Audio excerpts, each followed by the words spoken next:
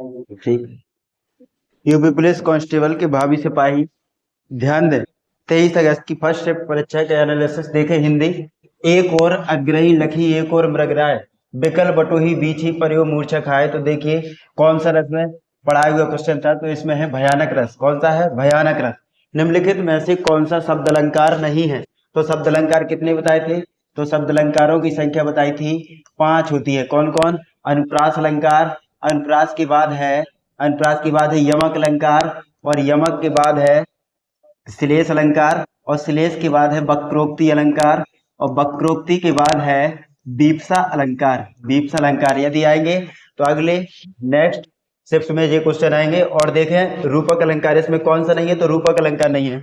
जब दो व्यंजन एक साथ मिलते हैं तो उन्हें क्या कहते हैं? तो संयुक्त व्यंजन कहते हैं। ये भी पढ़ाए थे।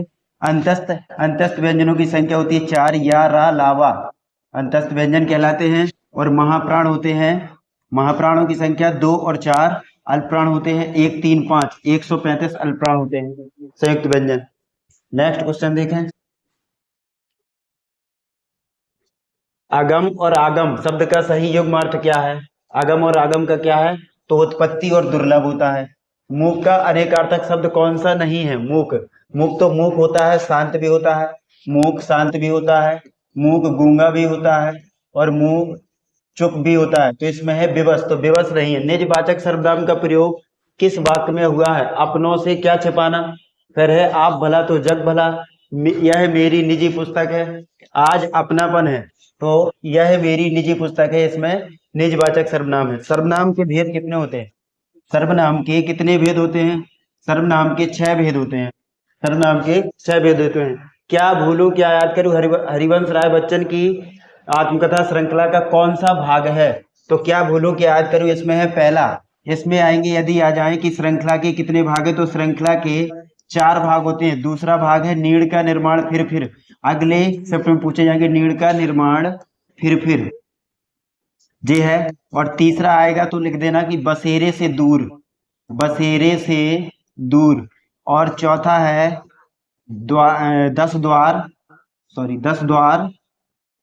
चौथा है 10 द्वार से सोपान तक, 10 द्वार से सोपान तक, सोपान तक। फिर अगला क्वेश्चन देखें। अगला क्वेश्चन है हिंदी भाषा के लिए साहित्य अकादमी पुरस्कार के प्रथम विजेता कौन थे? साहित्य अकादमी पुरस्कार के प्रथम विजेता तो वो थे माखनलाल चतुर्वेदी। कौन थे? माखनलाल चतुर्वेदी, माखनलाल चतुर्वेदी। इनको किस रचना के लिए मिला? अगली शिफ्ट में पूछे जाएंगे किस रचना के लिए, तो वो रचना है हिम तरंगिणी, हिम तरंगिणी के लिए। और यदि पूछा जाए कि कब मिला था, तो 1955 में मिला था। अगला क्वेश्चन है कि निम्नलिखित में से वयोवृद्ध, वयोवृद्ध शब्द का सही संधि विच्छेद क्या है? तो वयोवृद्ध क्या होता है? वयोवृद्ध पढ़ा चुके।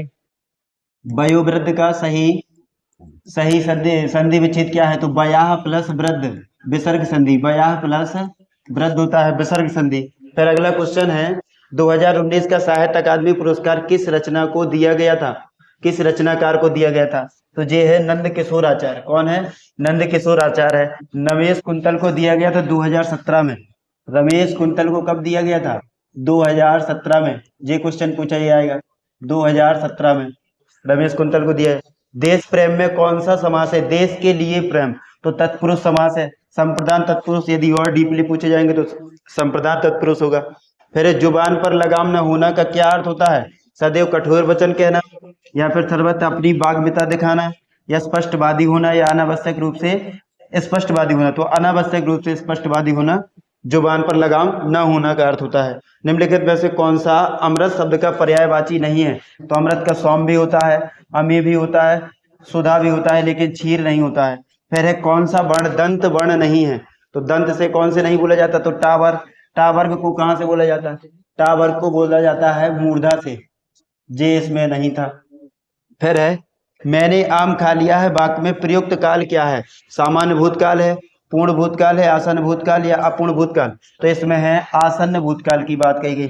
यदि आ जाता मैंने आम खा चुका, मैं आम खा चुका था, तो क्या हो जाता? पूर्ण भूतकाल। या आ जाए मैंने आम खा लिया है, तो सामान्य भूतकाल।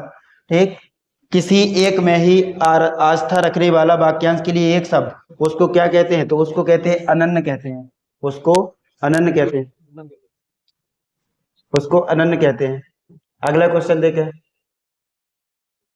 ठीक है। निम्नलिखित में से प्रयुक्त प्रत्यय किस विकल्प में ठीक ठीक ठीक प्रदर्शित किए गए हैं? शब्द धमाका, लड़ाकू, उड़ाक और छिलका। तो इसमें बताना है कि प्रत्यय किसमें। धमाका में आ का प्रत्यय है, तो धमाका में आ का प्रत्यय इधर है। लड़ाकू में आकू, तो आकू भी इधर है। उड़ाक में आक प्रत्यय है। छिलका में बड़ा का प्रत्यय है, तो ये ऑप्शन सही है। शुद्ध वाक्य का चयन कीजिए। मध्यकालीन युग में कलाओं की बहुत उन्नति हुई है।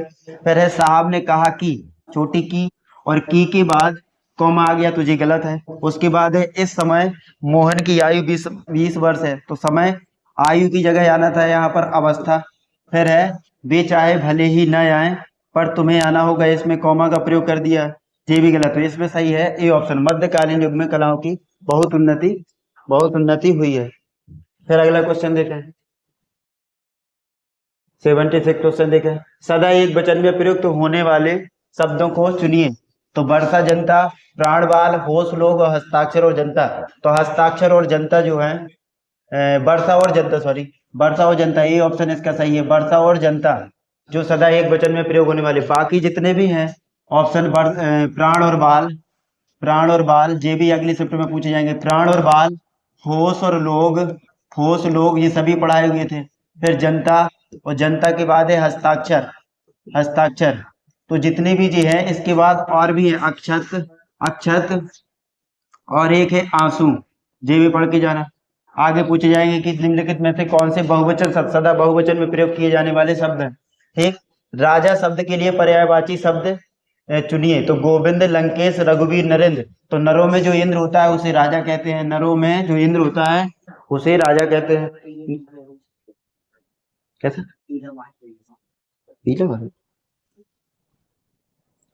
सही है।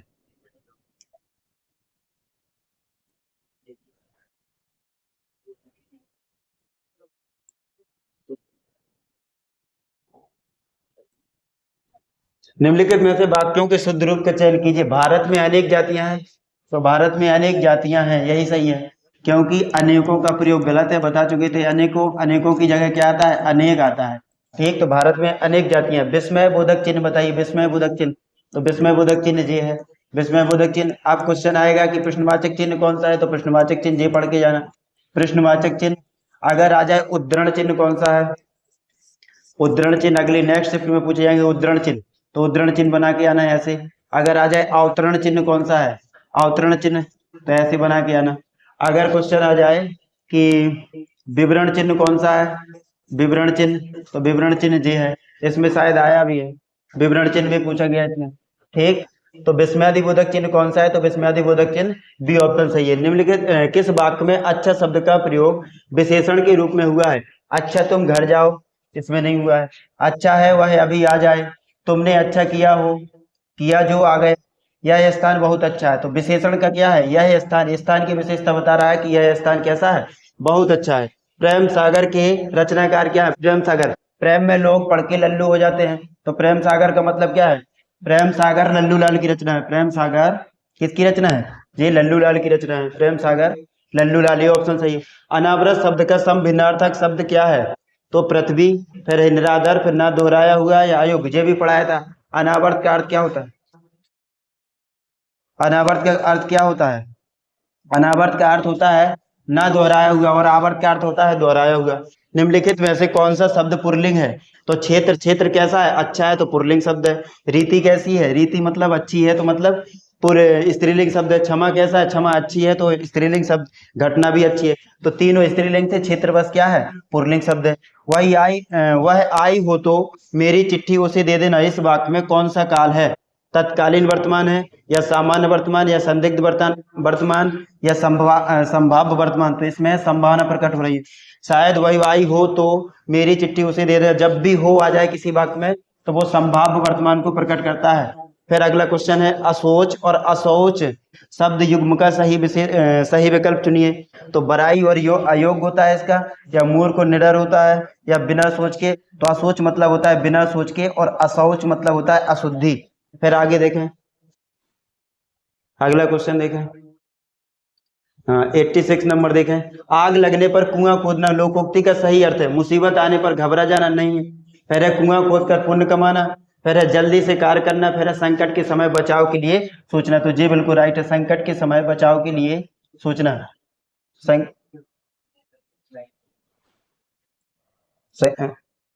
ठीक है, संकट संकट के समय बचाव के लिए सोचना।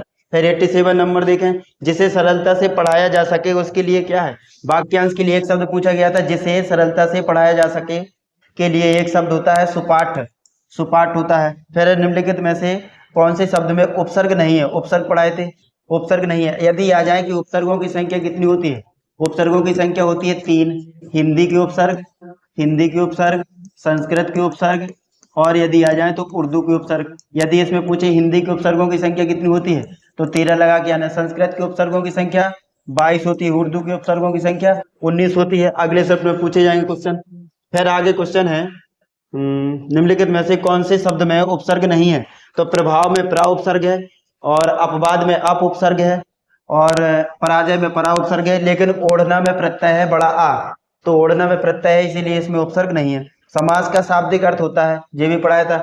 समास के कितने भेद होते हैं, अगले शिफ्ट में पूछा जाएगा। समास के कितने भेद होते हैं, तो समास के 6 भेद होते हैं।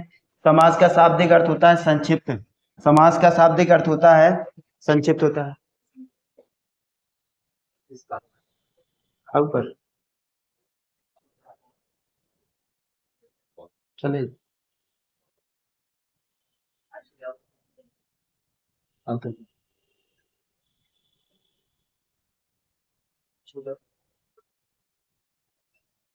का पोर्शन क्या आया था आज। द स्कारलेट लेटर किसने लिखी है, तो ये लिखी है नथेनियल हार्थॉर्न ने। उपयोगकर्ताओं के बीच लगातार संचार को प्रोत्साहित करने के लिए किस सोशल मीडिया प्लेटफॉर्म में स्ट्रीक्स नामक सुविधा है, तो ये है स्नैपचैट, इसको स्नैपचैट कहते हैं। पल्लव राजवंश की राजधानी कहाँ स्थित थी, ये पढ़ाया हुआ क्वेश्चन आया था कांचीपुरम में। कहाँ थी, कांचीपुरम में। सभी राजधानी जितने भी राजवंश उनकी राजधानियाँ पढ़ के जाना, अगले शिफ्ट में आएगा क्वेश्चन। वित्तीय स्थिरता बोर्ड FSB क्या करता है, तो ये करता है, यह वित्तीय स्थिरता सुनिश्चित करता है, वित्तीय स्थिरता सुनिश्चित करता है, सुनिश्चित करता है। फिर देखिए अगला क्वेश्चन, GST के ब्रांड एम्बेसडर कौन है, तो GST के ब्रांड एम्बेसडर के रूप में किसे चुना गया, ये भी पढ़ाया था, अमिताभ बच्चन को चुना गया। निम्नलिखित में से कौन सी रेखा फ्रांस और जर्मनी के बीच की सीमा रेखा है। ये क्वेश्चन थोड़ा बदला हुआ है, क्योंकि यहाँ पे मैगिनोट रेखा है, लेकिन उसका नाम भी दूसरा है, सिगफ्रीड लाइन रेखा है, इसको कहते हैं सिगफ्रीड लाइन रेखा। इसको हमने पढ़ाया था, जो वो था मैगिनोट रेखा, मैगिनोट रेखा, इसी का नाम सिगफ्रीड रेखा भी है। विदेश व्यापार महानिदेशालय DGFT किस मंत्रालय के अंतर्गत आता है, तो ये आता है वाणिज्य एवं उद्योग मंत्रालय के अंतर्गत, वाणिज्य एवं उद्योग मंत्रालय के अंतर्गत। परमाणु ऊर्जा के उत्पादन के लिए कौन सा तत्व आवश्यक है, तो ये है यूरेनियम। ये साइंस से क्वेश्चन आया था, यूरेनियम। नोएडा उत्तर प्रदेश के किस जिले के अंतर्गत आता है, तो ये देखो यूपी से क्वेश्चन पढ़ाया हुआ आया था, गौतम बुद्ध नगर के अंतर्गत आता है नोएडा। फिर देखें विश्व डाक दिवस कब मनाया जाता है, तो विश्व डाक दिवस पढ़ाया हुआ है तो 9 अक्टूबर को मनाया जाता है, 9 अक्टूबर को मनाया जाता है। जून 2024 तक संघ गृह मंत्रालय का प्रमुख कौन है, गृह मंत्रालय गृह मंत्री कौन है, तो गृह मंत्री है अमित शाह। ये भी क्वेश्चन पूछा गया था। एक देखें 124 नंबर क्वेश्चन देखें, इंडियन नेशनल कांग्रेस की स्थापना किस वर्ष में की गई थी, ये भी पढ़ाया था, तो ये की गई थी 1885 में की गई थी, 1885 में की गई थी। अगला क्वेश्चन देखें, अगला क्वेश्चन देखें, भारत का पहला हवाई अड्डा कहाँ पर स्थित है। पहला हवाई अड्डा है तो बॉम्बे में। यदि आ जाता कि पहला अंतर्राष्ट्रीय हवाई अड्डा, पहला अंतर्राष्ट्रीय, यदि किसी से पूछा जाए पहला अंतर्राष्ट्रीय हवाई अड्डा कहाँ पर है, अंतर्राष्ट्रीय करके आ जाए तो लगा के आना चेन्नई, चेन्नई में है। भारत में व्यवसायों के लिए सेवाओं हेतु GST पंजीकरण के लिए थ्रेशोल्ड लिमिट सीमा कितनी है, ये भी पढ़ाया था, तो इसमें थी 20 लाख, जो अभी 20 लाख आए। अब वर्तमान में यदि पूछी जाए तो वो है 40 लाख, कितनी है तो 40 लाख, वर्तमान में 40 लाख। फिर है डॉट डॉट में दुर्भावनापूर्ण फाइलों वाली छवियों का उपयोग हैकर को आपके खाते की जानकारी चुराने या आपके कंप्यूटर को संक्रमित करने में मदद करने के लिए किया जाता है, तो इसको क्या कहते हैं, स्मिशिंग कहते हैं, स्मिशिंग। क्रोएशिया गणराज्य की राजधानी, ये राजधानी पढ़ाई थी जाग्रेब, जाग्रेब होती है क्रोएशिया गणराज्य की राजधानी जाग्रेब। यदि आ जाए जॉर्डन, अब अगली शिफ्ट में आएगा जॉर्डन, जॉर्डन की राजधानी अम्मान होती है, जॉर्डन की अम्मान होती है। मैक्सिको की इसमें पूछी गई है, मैक्सिको, मैक्सिको की क्या है, मैक्सिको सिटी होती है, मैक्सिको सिटी होती है। मैक्सिको सिटी होती है। यदि और राजधानी पूछी जाए कि इजराइल की राजधानी क्या है, इजराइल की राजधानी इजराइल की होगी जेरूसलम। यदि आ जाए वेनेजुएला की राजधानी, वेनेजुएला की क्या होती है, तो वेनेजुएला की राजधानी होगी कराकस। ये अगले चैप्टर में पूछे जाएंगे किसी न किसी में। यदि आ जाए ऑस्ट्रिया की राजधानी, ऑस्ट्रिया की होती है वियना होती है। यदि आ जाए ऑस्ट्रेलिया की राजधानी, ऑस्ट्रेलिया की क्या होती है, ऑस्ट्रेलिया की होती है कैनबरा।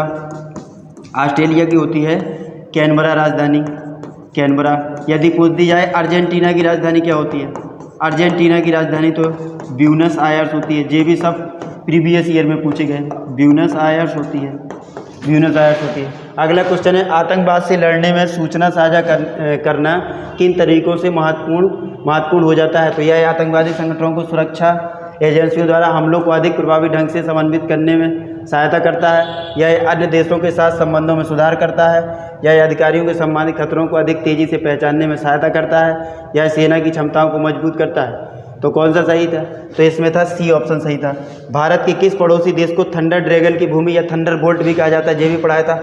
भूटान को कहा जाता है गरीबों का देश, या थंडर बोल्ट या थंडर ड्रैगन की भूमि कहा जाता है, भूटान को कहा जाता है। आगे देखें, निम्नलिखित में से कौन सा सोशल मीडिया प्लेटफॉर्म नहीं है। इंस्टाग्राम, ट्विटर, फेसबुक सभी सोशल मीडिया प्लेटफॉर्म है, लेकिन गूगल एक सर्च इंजन है, तो गूगल अलग था।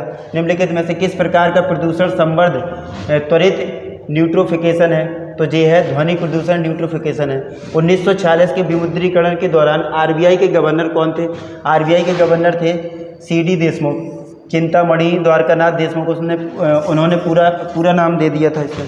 फिर है, यदि आ जाए कि आरबीआई के वर्तमान गवर्नर कौन है, आरबीआई के वर्तमान गवर्नर, ये भी क्वेश्चन पूछा जाएगा किसी शिफ्ट में, वर्तमान गवर्नर कौन है, तो वर्तमान गवर्नर लगा के आना शक्तिकांत दास।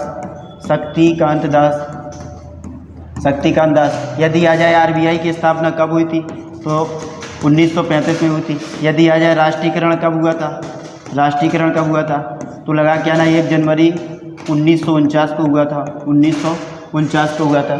अगला क्वेश्चन देखें, भारतीय संविधान का कौन सा भाग राज्य के नीति निर्देशक तत्वों सिद्धांतों से संबंधित है, तो इसको कहते हैं भाग 4 को। यदि आ जाए संवैधानिक उपचारों का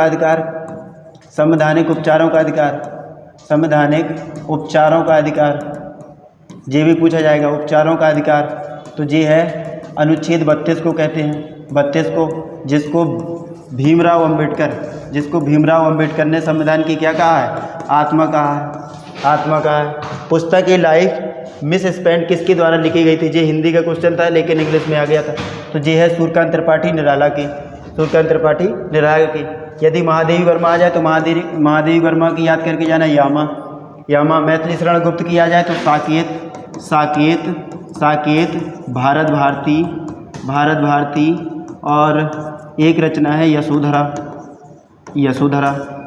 फिर अगला क्वेश्चन देखें, आसमान के नीलेपन का मुख्य कारण क्या है, जैविक विज्ञान से क्वेश्चन था, तो ये है वायु के अणुओं द्वारा सूर्य के प्रकाश का प्रकीर्णन बिखराव, नहीं, श्वेत प्रकाश का प्रकीर्णन बिखराव, या फिर जलवाष्प की उपस्थिति, या वायु के कारण नीले प्रकाश का अवशोषण, तो इसमें है श्वेत प्रकाश का प्रकीर्णन बिखराव।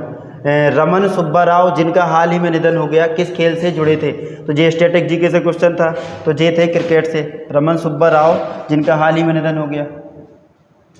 प्रायद्वीपीय भारत की सबसे लंबी नदी का नाम, ये भी पढ़ाया था, प्रायद्वीपीय भारत की सबसे लंबी नदी का नाम, तो ये था गोदावरी। कौन सा, गोदावरी। अब यदि क्वेश्चन आ जाए कि गोदावरी के किनारे कौन सा शहर है, तो नासिक। गोदावरी के किनारे कौन सा शहर है, नासिक। यदि आ जाए दक्षिण भारत की गंगा किसे कहते हैं, अगली शिफ्ट में आएगा क्वेश्चन, तो ये है कावेरी नदी को दक्षिण भारत की गंगा कहते हैं, कावेरी को। NHRC का पूर्ण रूप क्या है, तो National Human Rights Commission, C option सही है।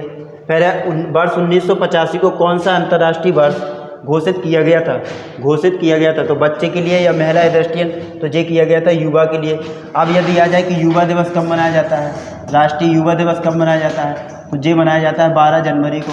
यदि आ जाए भाला फेंक दिवस कब मनाया जाता है, ये भी बहुत हाईलाइट है नीरज चोपड़ा से रिलेटेड, भाला फेंक दिवस कब मनाया जाता है, तो इनको लगता है 7 अगस्त को मनाया जाता है। यदि आ जाए स्वास्थ्य दिवस कब मनाया जाता है, तो ये है 7 अप्रैल को मनाया जाता है स्वास्थ्य दिवस। यदि आ जाए खेल दिवस कब मनाया जाता है, तो 29 अगस्त को खेल दिवस मनाया जाता है, अगला क्वेश्चन देखें, डॉट डॉट अनुसंधान विधियां उत्तरदाताओं की प्रतिक्रियाओं के आधार पर उनसे गहन और आगे की जांच और पूछताछ करने में सहायता करती हैं। तो इसको गुणात्मक शैली कहते हैं या पद्धति। BRI का पूर्ण रूप क्या है? BRI का पूर्ण रूप है तो बेसिक एंड रोड इनिशिएटिव होता है। बेसिक एंड रोड इनिशिएटिव होता है। फिर डॉट डॉट विशिष्ट व्यक्तियों को उस संगठन की सुरक्षा को खतरे में डालने की कोशिश करता है जिसके लिए वे काम करते हैं। तो इसको क्या कहते हैं? इसको स्पैमिंग कहते हैं। अगला क्वेश्चन देखें, पहली बार राष्ट्रीय कृषि नीति कब घोषित की गई थी? तो ये की गई थी जुलाई 2000 में। ये भी पढ़ाया हुआ क्वेश्चन था। पहली बार राष्ट्रीय कृषि नीति जुलाई 2000 में की गई थी। वर्ष डॉट डॉट में अंतर्राष्ट्रीय मानवाधिकार कानून के प्रवर्धन के लिए संयुक्त राष्ट्र मानवाधिकार आयोग को संयुक्त राष्ट्र मानवाधिकार परिषद द्वारा प्रतिस्थापित किया गया। तो ये किया गया था 2001 में। अगर आ जाए संयुक्त राष्ट्र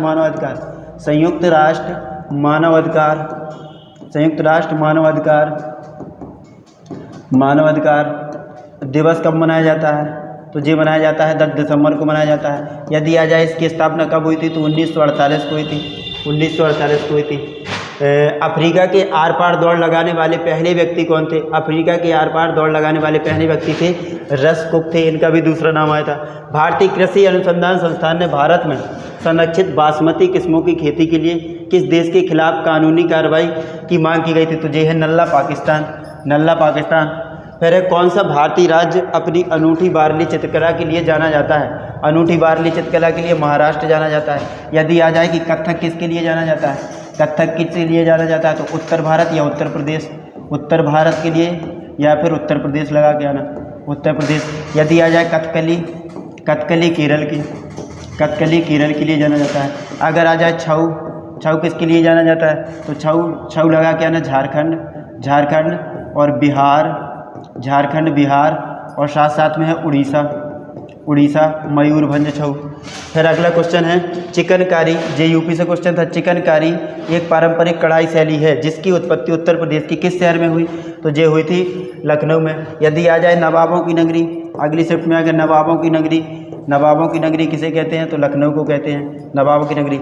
यदि आ जाए बड़ा इमामबाड़ा छोटा इमामबाड़ा कहाँ स्थित है? बड़ा इमामबाड़ा छोटा इमामबाड़ा, तो ये भी लखनऊ में स्थित है अगर लखनऊ से रिलेटेड। महासागरीय अम्लीकरण का प्राथमिक कारण क्या है? तो क्या है? समुद्री जल पर CO2 का अवशोषण। ये साइंस से क्वेश्चन था। हाँ, इसी एनालिसिस को देखकर ही पेपर बनेंगे। आगे जो शिफ्ट हैं उसमें भी आने वाले एग्जाम में आने वाले शिफ्ट में ऐसे ही क्वेश्चन आएंगे।